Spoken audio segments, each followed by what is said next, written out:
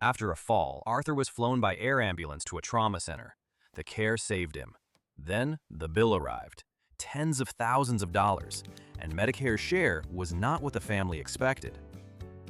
Ambulance coverage is one of the few corners of Medicare where the word necessary is doing enormous work, and where a ride you didn't choose can turn into a bill you can't ignore. So when does Medicare pay for an ambulance? When does it say no?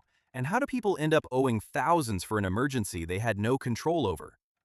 Today, in plain English, I'll walk through how Medicare covers ambulance transport in 2026, the two tests it applies, and the air ambulance trap that frightens families most. Start with the basics.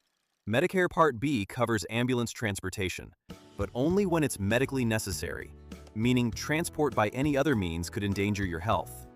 If a trip in a car would have been safe, Medicare generally won't pay for the ambulance. When it does cover the ride, you pay the usual Part B math. After your deductible, 20% of the Medicare-approved amount. Now the second test, and it's the one that surprises people. Medicare pays to take you to the nearest appropriate facility that can treat you. Not the hospital you prefer, not the one across town where your doctor is, the nearest one equipped for your condition. If you ask to be taken somewhere farther, Medicare still only pays as if you'd gone to the closest appropriate place, and the extra distance can land on you. Emergencies are the clearest case. You collapse, someone calls for help, you're rushed in. Medicare handles those as you'd hope. The harder cases are non-emergency rides. If you need an ambulance for a scheduled trip, say to dialysis, Medicare may require your doctor to document why it's medically necessary, and sometimes prior approval. Skip that paperwork, and the ride you assumed was covered can be denied. And then there's the air ambulance, Arthur's situation, and the horror story everyone's heard. Medicare covers air transport only when ground transport can't reach you or would take too long, and it's truly medically necessary. When those conditions are met, it's covered, with your 20% share. When they're questioned, you can be left arguing over one of the largest medical bills a family will ever see. So why is the most stressful ride of your life wrapped in so much fine print? Follow it calmly.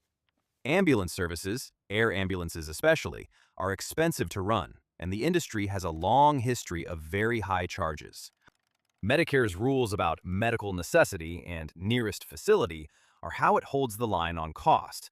But those rules get applied after the ride, when you had no time to shop, no time to ask questions, no ability to choose. That's what makes it feel so unfair. The decision was made in a crisis, and the judgment about whether it was necessary comes later. Have you or a loved one ever gotten a shocking ambulance bill? Tell me in the comments. These stories matter, and I read every one. So, here's what to do. In a true emergency, never hesitate. Call for help and let them transport you. Your life comes first, always. Where you do have room to act is the non-emergency rides. If you'll need scheduled ambulance transport, ask ahead of time.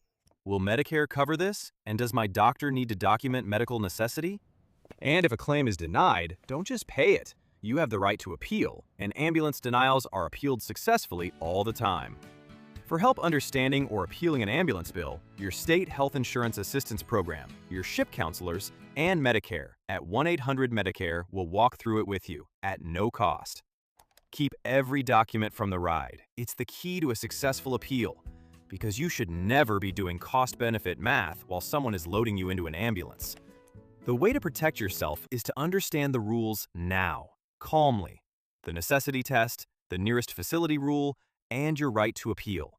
So a bill can never bully you into paying something you don't owe. So tell me below, did an ambulance bill ever catch your family off guard? If this helped, subscribe.